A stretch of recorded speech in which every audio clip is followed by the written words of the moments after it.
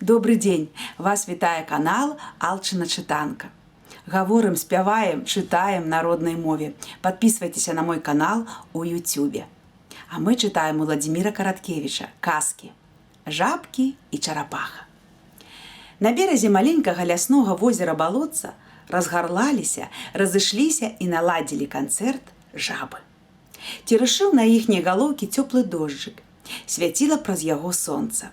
Весела было жабкам, вось яны і спявалі. І тут прыплыла пратокай з таго самага суседняга балотца возера вялікая балотная чарапаха.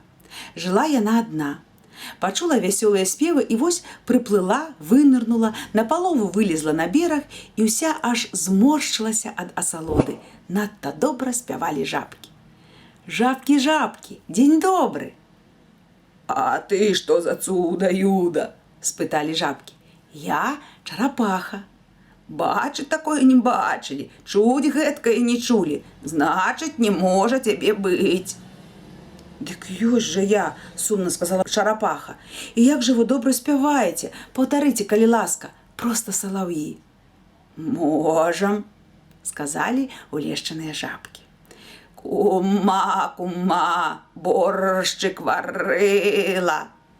Выдатна, сказала чарапаха. Выключна. Буракі, буракі, буракі, кі-кі. У чарапахі аж слёзы з вачэй. Так хораша спявалі жабы. Жабкі, жабкі, прыміце мяне ў свой хор. А ты спяваць умееш? Не, я слухаць люблю. Дык слухай здалёк, ці прывядзі сястру, якая умее. І яна не умее, сумна сказала чарапаха. Мы, чарапахі, не умеем спяваць. Голасу нам не дадзена. Дык нашто ты нам тады? Спыталі жабкі.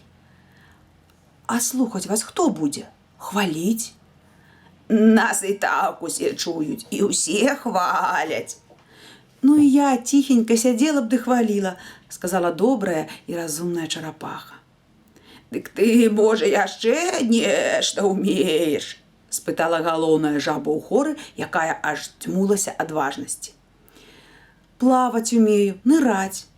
Этой мы умеем. А скакаць умееш?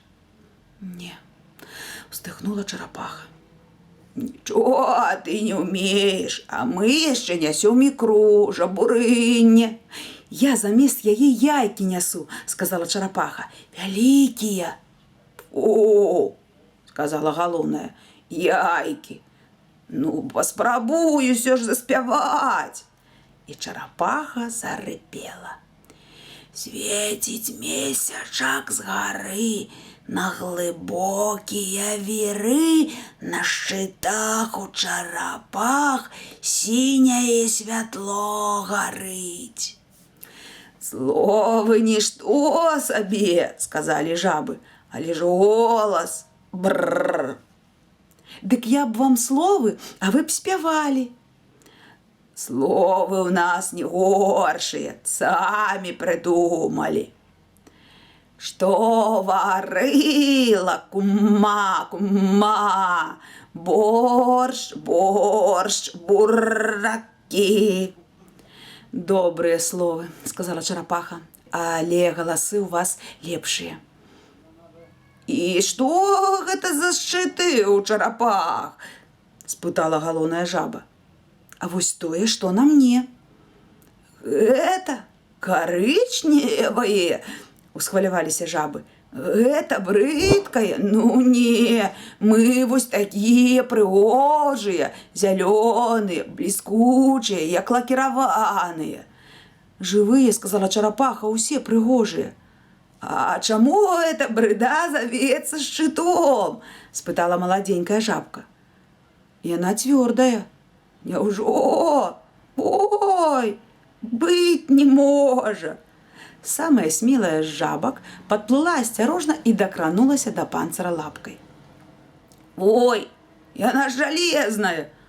Ну і што, сказала чарапаха. Цвёрдая. Голосу не мае. Все роўна вы мне падабаецеся. Спяваеце прыгожа, мне адной сумна. Але жабы ўжо разышліся.